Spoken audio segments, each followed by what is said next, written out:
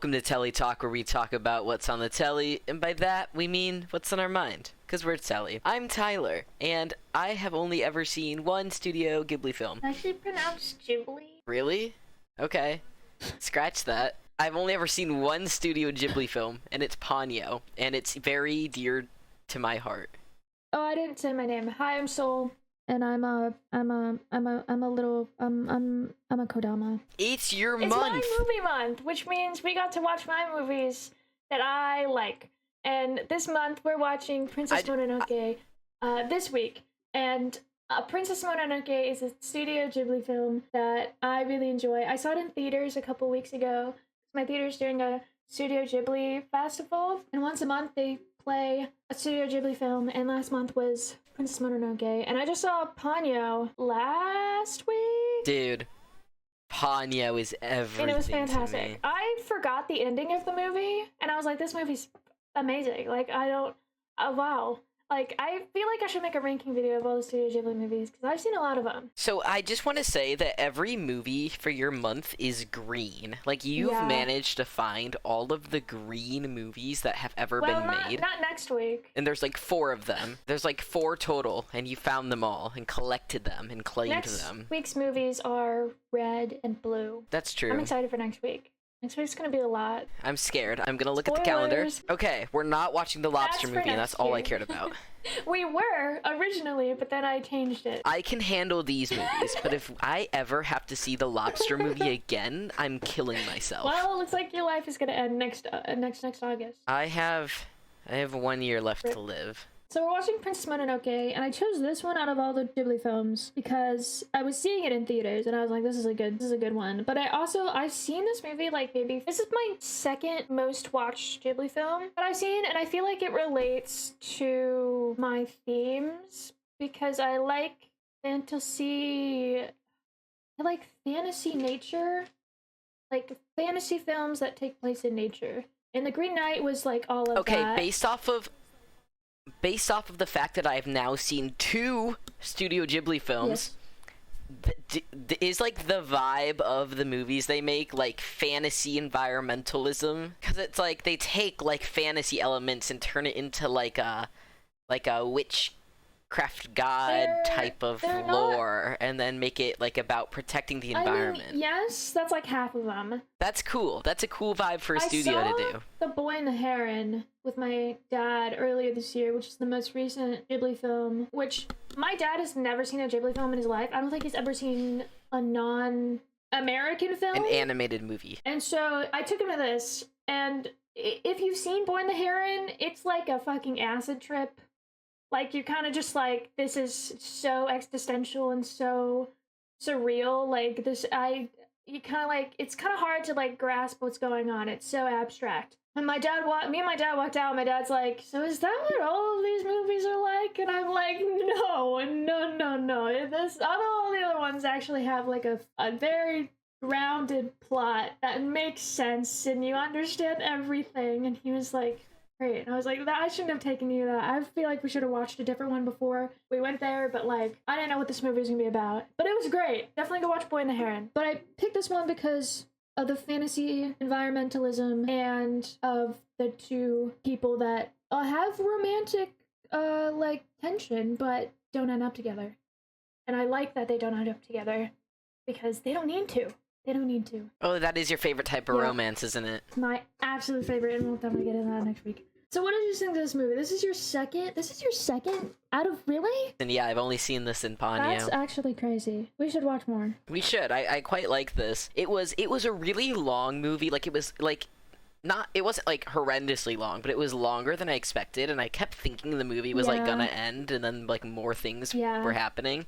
It's a bit over 2 hours long, which is a long time for like an animated film, which is fine, and I loved it. But I kept thinking it was gonna be over, and it wasn't. So what are your thoughts on it? Oh, okay. So I have a lot of thoughts on it.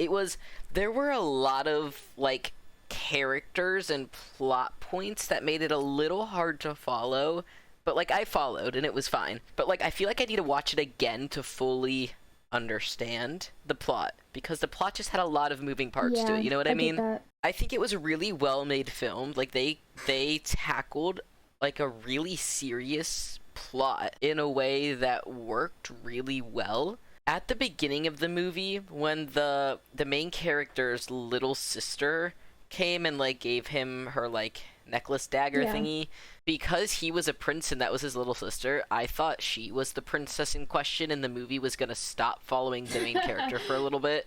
And like I just thought that That's was like funny. the introduction, and then I thought it was going to be like the princess growing up without her older brother there, but then like he comes back later in the movie or something. Like that's kind of what I thought it was going, and then it didn't go that way at all, which is fine.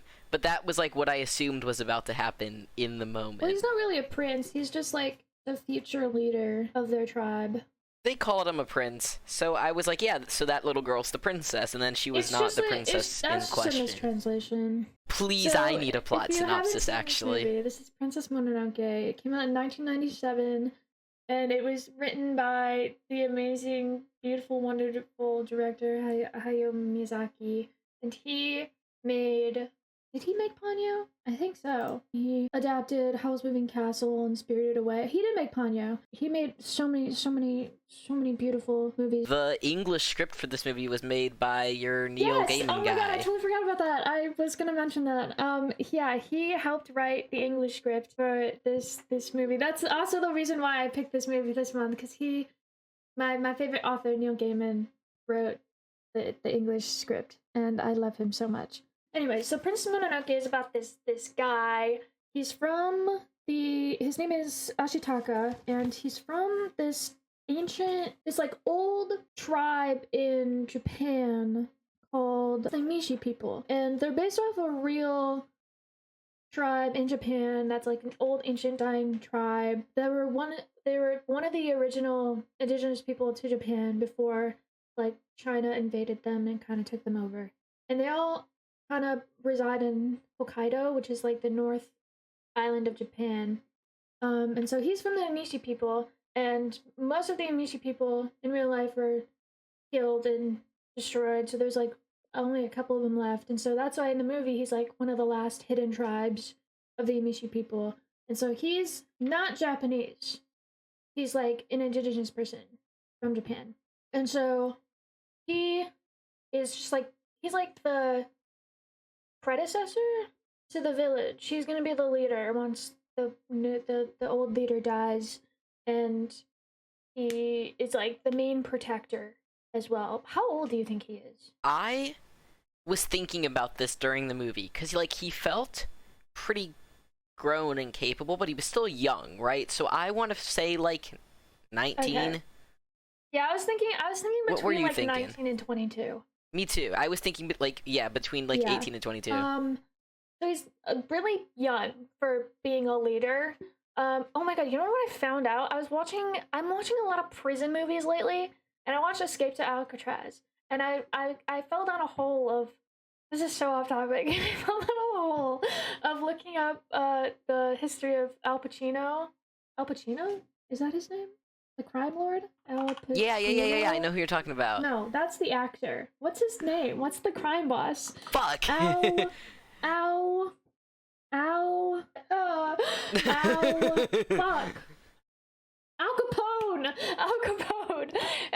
I fell down a hole looking at Al Capone's history, because he's the Chicago crime boss. And I was like, he got taken down when he was 33 years old. And I was like, that's really young. I thought he would be taken down at like 40s, 50s. But he was crime boss for 7 years. He was running Chicago for 7 years, which means that 24 years old, this man became a crime boss. He didn't just like dabble, he didn't just like start getting into crime. He became a huge major crime boss at 24 years old. He was running Chicago at 24 years old. Can you imagine running Chicago at 24 years old? That's fucking insane. That's crazy. I could never possibly do that. Like, that's insane.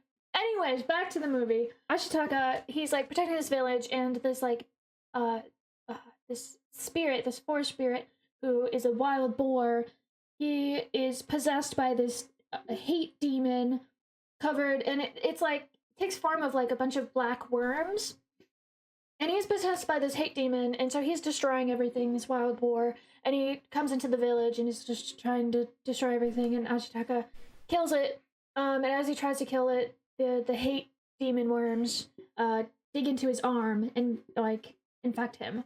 And so Ashitaka has to leave his village to find a cure for this hatred, this curse. And he has to go, and he just starts traveling down through Japan. And as he's traveling, he travels past this like village that's getting raided by samurai. And that's just kind of showing what is happening to Japan at the time. There's like all these raids, like there's a bunch of factions in Japan, everyone's fighting against each other. There's war everywhere. It's not a very peaceful time. And he gets to this village and he meets the monk guy. What's his name? Jodo? No. Joe Biden. Joe Biden, yes, we'll call him Joe Biden. He meets Joe Biden, the little monk guy. I just call him the monk. I don't know his name. Joe the monk. He's a little sus. He's a little sus. When literally anytime he talks, he's like, "Something's going on here." And he meets the guy, and he's like, "Hey, you're an interesting person. Like you're not dressed like everyone else. You're really strong, and you have an interesting stature to yourself. I'm gonna follow you around." So he starts following him, and he's like, "I need to find the forest spirit to cure my curse." And the monk is like, "Yeah, I know where the forest spirit is. I can take you to him." But secretly, the monk is being hired by someone. Is it the emperor? Because I feel like he faked the letter to the emperor, but he's trying to kill the forest spirit. Okay, I felt the vibe that the letter was fake, but they never confirmed he was talking that the to letter Eboshi from the emperor and was was like, fake. "This letter looks good, isn't it? It's easy to get a letter from the emperor." And like he talked about it being fake, but I don't know. He was hired by these people to kill the forest spirit and obtain his head. And his head is supposed to have like healing abilities to like heal anything and whatever. And so that's his like side 2 story. I don't know. But the monk is like, "Yeah, I'll take you as close as I can. You just like head up this way and blah blah blah."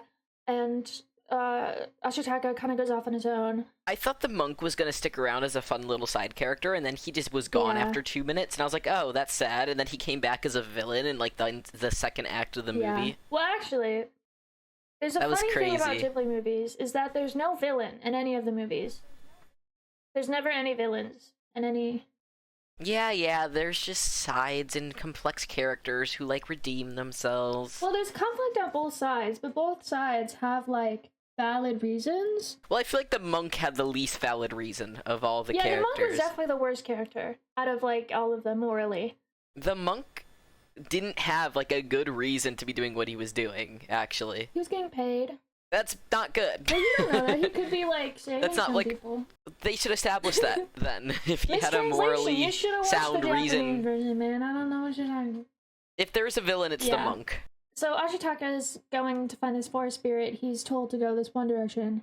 And as he's going, it cuts to the Iron Town people. So there's this huge Iron Town. There's like this war between the forest people and the forest spirits and Iron Town. Because Iron Town's burning down the forest to use as fuel for like their iron. And the forest spirits are like killing the humans. So there's this huge Iron Town where they make iron for guns and the war to sell to people, to the different factions, so they can keep fighting each other. And Lady Eboshi is the leader of them all. She's this very strong, dominant lady, and I love her so much.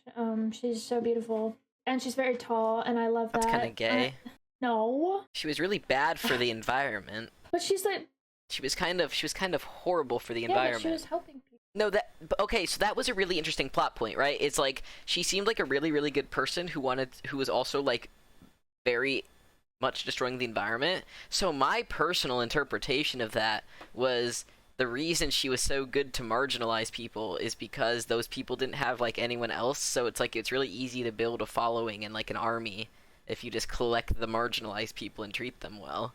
So I interpret it as like a very manipulative action. I don't think she was... But did you interpret it as her like genuinely being a kind person? Yeah, she genuinely isn't a kind person. Oh. Well, I interpret it as like manipulation to get power, is just to be nice to the marginalized that's what I thought people. The first time I watched it, but then after like 8 times, I'm like, no, she's actually a good person. Okay, that makes sense. Because I was like, it's so weird that she's so nice to these people, but other than that has like horrible morals. So I just assumed that was also manipulative bad morals. I was watching these like video essays, and there's this one that was associating like different aspects of the movie to real life, and it was like her character was similar to these like entertainers, these like women entertainers who would dress like men and have swords and stuff, and they would just like dance and be like that. And like that would expand her character to like sympathize for the prostitutes and like help them because she. I will say this. Sorry, you finish. No, she like understands. Like she was one of like she was in poverty at one point, and she got power. Right. So what I was gonna say was that even though the movie was so long, the ending where it like wraps everything up was still like very quick, and I wish that was a little bit longer. Because her like turning character was so fast, like she was like doing bad things a lot of the movie, and then at the end she was like, "Oh my god, I'm so sorry. I'll build a good town instead of a bad town now," and like that was that. And I think that was really funny that she just turned around so quickly morally. I mean, Ashitaka is a very convincing man, you know. I love him dearly. So he's like the middle. He's like the gray guy in the movie. He's the middleman, and he doesn't pick a side. He helps both sides for what they need. But like trying to. And he does it in like such a good way. Like he doesn't like kill anyone. Like he makes sure he saves everybody.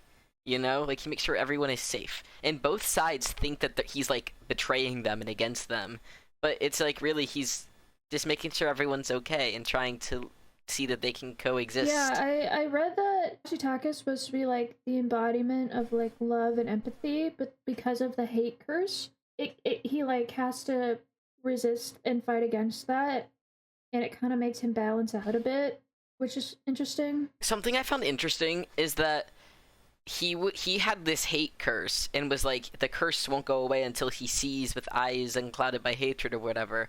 And I thought that was so interesting because out of everyone in the movie, he had like the least amount of hatred at all times, but he was still had to suffer until he could get everyone else to stop hating each other. Like that sucked. Dude had no hate bone in his body, but like he still had to suffer until he could like fix everyone else's problems. And so there's like this war between the forest people and the forest spirits and Irontown, because Irontown's burning down the forest to use as fuel for like their iron, and the forest spirits are like killing the humans. And I feel like half of the forest spirits just kill humans because they're humans, and the other half are killing them because they're killing the forest. Like, the wolves are definitely killing to protect the forest, but, like, the boars, I feel like definitely kill just to kill humans. And, like, the monkeys, the shadow monkeys. Yeah, but I think that, like, started from the fact that, like, as a species, it seemed like the humans were, like, destroying their thing, so they just think all humans are like that, where, like, the wolves, it's kind of like they only react to specific humans that are harming them. So there's these wolves, there's this big wolf mom with two tails, and then she has two little wolf babies, and then she has a human baby called Princess Mononoke.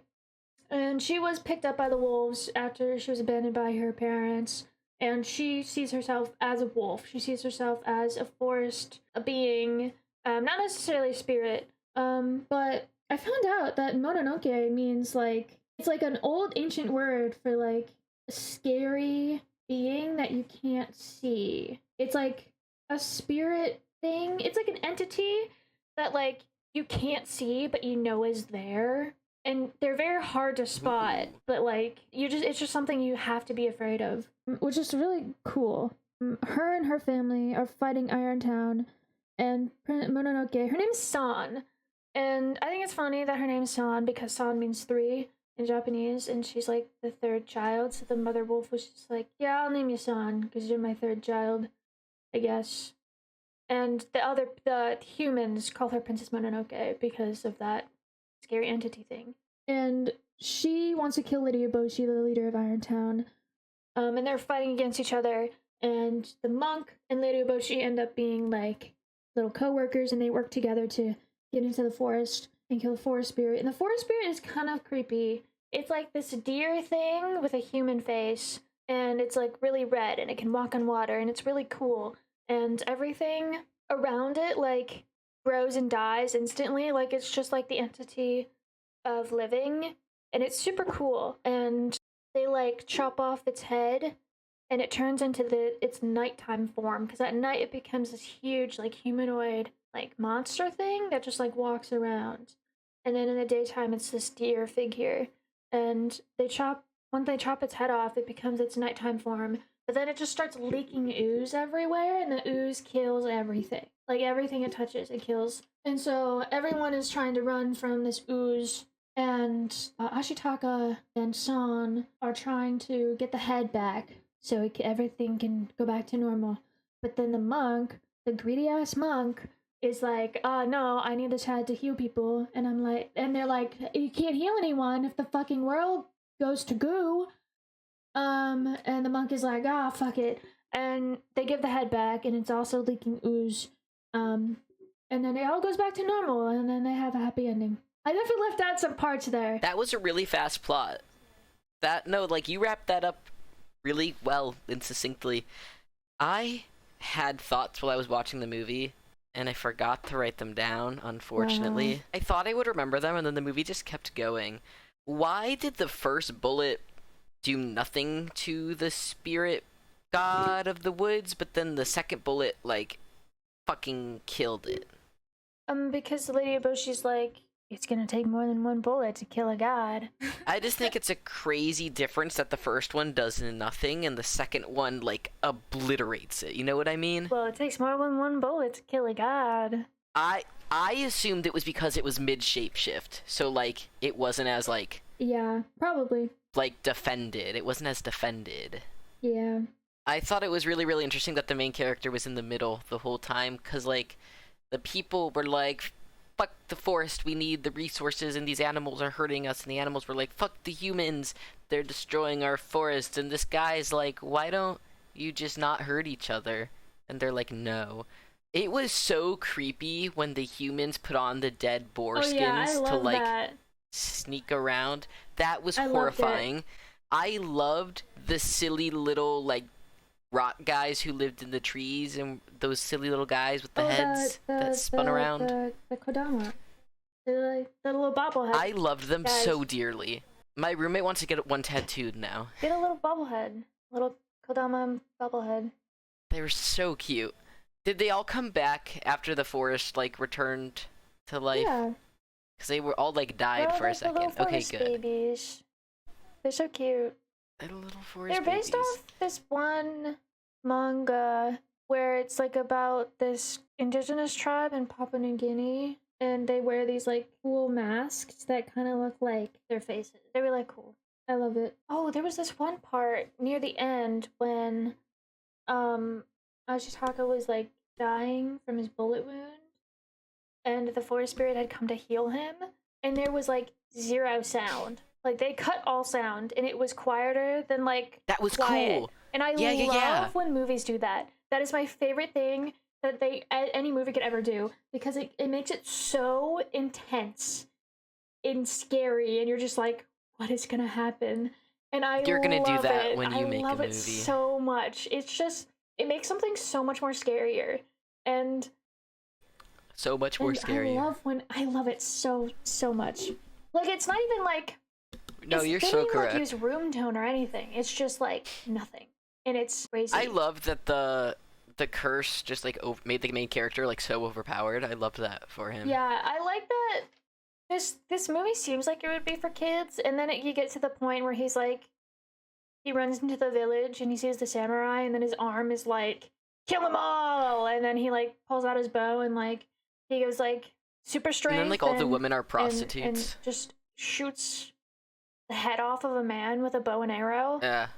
This was like not a kids movie, which I wasn't expecting. I was expecting it to be more like Ponyo, but it was PG-13, not PG. Yeah, I like that Japanese animation isn't just for kids. I guess like the US is getting into that more now. It's like more of a new thing for the US. Have more of adult animations. Right? and I love it. I love it so much. I thought it was weird at, like, you know when the other, like, at the end of the movie when the other board got evil hate spirit demon? I thought that was, like, weird timing, because, like, he was, like, bleeding out, and then he saw all the other boars, and then he became a demon. And I thought that was weird. Like, it didn't make sense to me. Like, the timing of it. Like, the boar was bleeding out, but, like, he was chill. Like, they were gonna go, and they were gonna go to the healing pool. And then he saw... Yeah, and then he saw all of the other boars that he thought came back from the dead, and he was like, yes, my brothers, let us go, and then he turned into a demon. And I thought it was weird that seeing his boar friends come back from the dead to him is, like, what turned him into a demon. I mean, it was, like, him seeing his, like, his children, essentially, come back. It, like, brought back the hatred and really, like, overpowered it. Really let it take over. Because they're like, yes, we can now kill all the humans. Or before he's like, oh, everything's dead. Oh, okay, that's and why. I might as well just, like, go with it and be one with the forest. So, like, but then he saw all his kids, and he's like, oh, let's go back, and, like, yeah, let's keep going. And then he just let the hatred overpower him. I understand. And then it became the demon. I get it. I was confused about that. I just really like this movie, because it's very pretty, and it's very green. I thought that a lot of the scenery was animated in a way that reminds me of The Land Before Time. I haven't watched that movie in probably 20 years. Like, the movies, Land Before Time is older animation, and that's obvious, but just, like, the colors and the vibes reminded me of The Land Before Time. Okay. Who was your favorite character? My favorite character was... I really liked San. She was pretty, and I liked her attitude. Or Lydia Boshi, because she's a tall, hot, dominant woman. I like the main character boy, and I like his elk. His elk was just a cute little dog who would, like, follow him everywhere, and, like, he was so sweet. He was a good boy. And multiple times in the movie, he's like, okay, you're free, you can go now, and then he just, like, would not leave. He just stays. He loyal to him. He a good boy. I thought, you know how, like, you're happy that they didn't end up together? I thought their romance, like, was weird because they'd acknowledged the romance, but, like, it felt like it didn't have a ton of build-up. Like, it was just like, boom, they like each other. What but, like, I like they just met. I like the scene where he's, like, almost passed out, and she's like, I'm gonna kill you, and he's like, you're so beautiful, and she's like, wow. That was so cute. It was so cute. But oh my god, wait, okay, one more thing. I love that when in all Ghibli films, there's got to be at least one frame in every Ghibli film where it's just like, it's like the main character, like one of the main characters is just, like, passed out in this, like, really weird position, and then something really funny happens. Like, in this movie, Ashitaka was, like, laying down. He was, like, passed out, and then the wolf, like, jumped on him and, like, started trying to rip his head off. And he was just, like, fucking passed out on the floor, like motionless. And that shit was so fucking funny. And then in, like, Spirited Away, when, what's his name? Haku? The dragon boy? When he, like, transforms into a human midair, when Chihiro's, like, riding him, he just, like, they both, like, fall, but he's, like, passed out, like, free falling, and he's just frozen in a stick, and it was so funny. There's a one in every Ghibli film. Really? It's so funny. Wait, what is it like in the other movies? I don't know, I can't remember any of them. I love that. What would you rate this movie? I'd give it, like, a 4.6. Wow, that's high. Yeah, I enjoy this movie. I liked this movie. It was long and confusing, but it was pretty and it had good shit. I'm gonna give it 4 stars. It just, like, when you watch it, it just, like, makes me immediately want to watch it again because it's just so impactful, I guess. Like, it really hits you. You know when you get punched in the chest? Yeah. That's what this movie feels like. But it's, like, a good punch. But it just knocks you back, and you, like, feel the wind in your face, and you're just like... Souls Movie Month, everyone. A punch in the chest. Yeah, honestly, if you had to recap all my movies, it'd just be a good old punch in the chest. Thank you guys for watching Princess Mononoke. If you didn't, go watch it right now because I know you'll love it. Subscribe to us, like this video, watch the other episodes, and watch our other videos. We do videos together, we do solo videos. If you want more of me specifically or more of Tyler specifically,